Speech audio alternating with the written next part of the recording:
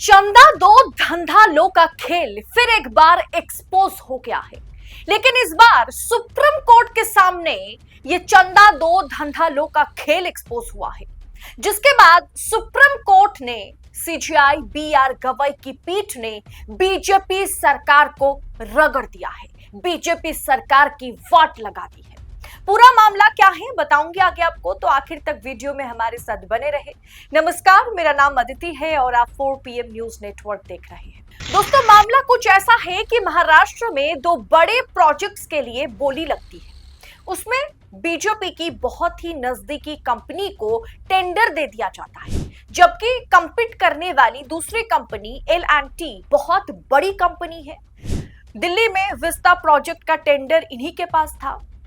ये कंपनी जिसे टेंडर मिला है, उस कंपनी ने करीब करीब 3,000 करोड़ रुपए कम में प्रोजेक्ट कंप्लीट करने का ऑफर दिया है। मतलब L&T कंपनी जिसे साइडलाइन कर दिया गया, जिसे अभी टेंडर मिला है, उससे 3,000 करोड़ रुपए कम में प्रोजेक्ट कंप्लीट करने का L&T ऑफर देती है। लेकिन 3,000 करोड़ ज्यादा देकर के महाराष्ट्र की बीजेपी सरकार ये टेंडर नजदीकी कंपनी मेघा इंजीनियरिंग्स को, जिन्होंने ये टेंडर पास होने से कुछ समय पहले ही बीजेपी को ह्यूज अमाउंट का, करोड़ों का चंदा दिया था, उसे ये प्रोजेक्ट दे दिया। आप भी जानते हैं इलेक्टोरल बॉन्ड के समय में मेघा इंजीनियरिंग्स का नाम किस तरीके से सामने आया था चंदा दो और धंधा लो की केस में। अब जिसके बाद ये मामला सुप्रीम कोर्ट पहुंच गया है और वहां सरकार जो खेल खेल रही है, चंदे के बदले धंधा देने का जो खेल चल रहा है, उसे सुप्रीम कोर्ट ने पकड़ लिया है। L&T मुंबई एलिवेटेड रोड और टनल प्रोजेक्ट्स को लेकर के सुप्रीम कोर्ट पहुंच गई है। मेघा इंजीनियरिंग्स फिर से सुर्खियों में आ गई है। मुंबई एलिवेटेड रोड और टनल प्रोजेक्ट की कम बोली होने पर भी इसको टेंडर नहीं मिला है, यानी L&T को टेंडर नहीं दिया गया है। इसका टेंडर मेघा इंजीनियरिंग्स को दे दिया गया है। यह वही मेघा इंजीनियरिंग्स है जो इलेक्टोरल बॉन्ड्स खरीदने वाली दूसरी सबसे बड़ी कंपनी के रूप में सामने आई थी और जिसने 2019 से 2024 के बीच 966 करोड़ 966 करोड़ रुपए के बॉन्ड्स खरीदे थे। यह मामला मुंबई के महत्वाकांक्षी एलिवेटेड रोड और टनल प्रोजेक्ट की टेंडर प्रक्रिया से जुड़ा हुआ है। इस पर विवाद हुआ। लॉन्स एंड ट्रिब्यू यानी कि L&T ने इस प्रक्रिया को सुप्रीम कोर्ट में चुनौती दी। L&T भारत की सबसे बड़ी इंजीनियरिंग और निर्माण कंस्ट्रक्शन कंपनी में से एक है। इसने Mumbai metropolitan region development authority यानी MMRDA और गाय मुख्य फाउंटेन होटल के सारे प्रोजेक्ट्स पर बोली लगाती है और तकनीकी आधार पर इन्हें अयोग्य ठहरा दिया जाता है। मतलब एक तरफ L&T है, दूसरी तरफ मेघा इंजीनियरिंग्स है, दोनों बोली लगाती है, दोनों कंपनियों ने बोली लगाई और सबसे अच्छा प्रदर्शन करने वाली L&T कंपनी को टेक्निकल फॉल्ट्स बताते हुए कि तकनीकी आधार पर यह कंपनी अयोग्य है, ये ठहराते हुए इन्होंने सबसे कम पैसे में इस प्रोजेक्ट को कंप्लीट करके सरकार को देने के लिए अपील की थी। लेकिन 3,000 करोड़ रुपए ये सरकार नहीं देती है।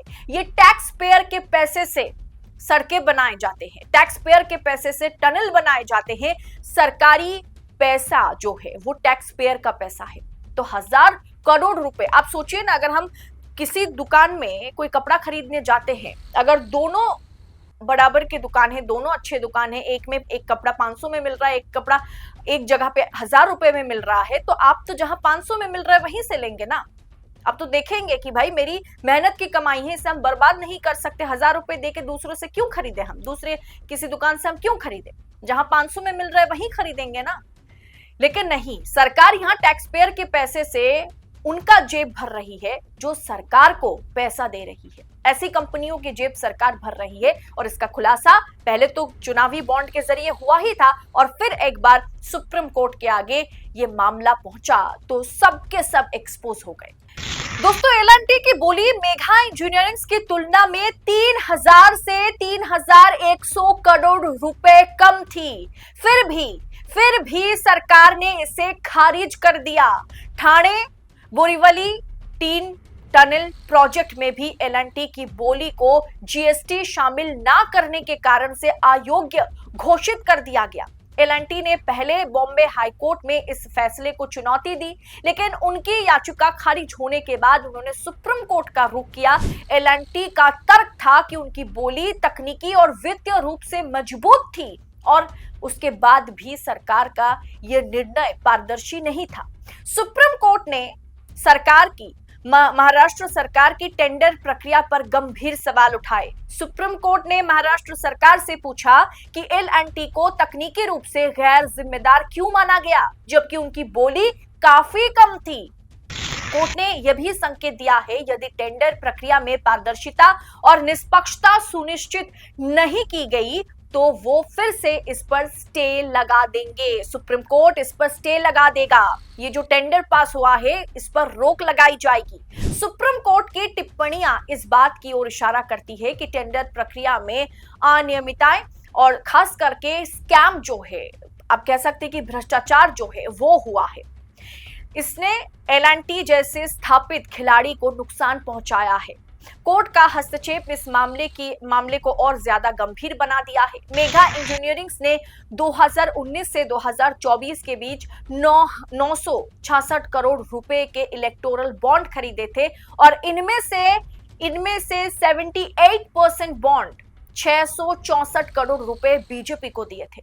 मेघा इंजीनियरिंग को टेंडर मिलना और उनका बीजेपी को इलेक्टोरल बॉन्ड के जरिए चंदा देना, इनमें आपको लगता है कनेक्शन है और इसी के चलते कहीं ना कहीं भारतीय जनता पार्टी की महाराष्ट्र की सरकार, डबल इंजन की सरकार एल&टी को नहीं, एक मजबूत कंपनी को नहीं, बल्कि चंदा देने वाली कंपनी मेघा इंजीनियरिंग, जिन्होंने करोड़ों में, मतलब कितना ज्यादा बोली इस कंपनी ने लगाई थी, उससे कम में 3000 करोड़ कम में जिस कंपनी ने बोली लगाई उसको लात मारते हुए बाहर कर दिया गया और मेघा इंजीनियरिंग को ये प्रोजेक्ट्स दिए गए, ये 2 महत्वपूर्ण प्रोजेक्ट्स दिए गए जहां हजारों करोड़ का घाटा सरकार को होगा।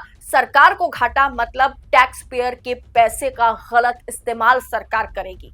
फिलहाल दोस्तों, ये इस पूरे मसले में सुप्रीम कोर्ट का रुख एकदम साफ है। CJI B R. गवई की बेंच ने साफ कर दिया है कि अगर आप निष्पक्ष तरीके से टेंडर पास नहीं कराएंगे, आप इसकी जांच नहीं करेंगे, तो हम ये जो टेंडर आपने पास किया है इस पर स्टे लगा देंगे। फिलहाल महाराष्ट्र सरकार को नोटिस जारी कर दिया गया है। देखना दिलचस्प होगा महाराष्ट्र सरकार क्या वजह बताती है मेघा इंजीनियरिंग को ये दोनों प्रोजेक्ट्स देने के पीछे सरकार क्या वजह दिखा पाती है सुप्रीम कोर्ट के आगे, ये देखना दिलचस्प होगा। और क्यों एल&टी को उन्होंने खारिज किया, उन्होंने जो बोली लगाई थी उसको क्यों दरकिनार किया गया, इस पर भी सुप्रीम कोर्ट के आगे सरकार को जवाब देने हैं। फिलहाल दोस्तों, इस पूरे विषय को आप किस अंदाज में देख रहे हैं? ये जो चंदा दो और चंदे के बदले धंधा लो, हम सरकारी प्रोजेक्ट्स आपके नाम करेंगे, इसका खेल बहुत गंदे तरीके से खेला जा रहा है। फिलहाल सीजेआई डीवाई चंद्रचूड़ ने इलेक्टोरल बॉन्ड पर ऐतिहासिक फैसला तो सुनाया था। उन्होंने कह तो दिया था कि देखिए ये चोर है, इसने चोरी करी है और इसके घर से चोरी हुआ है।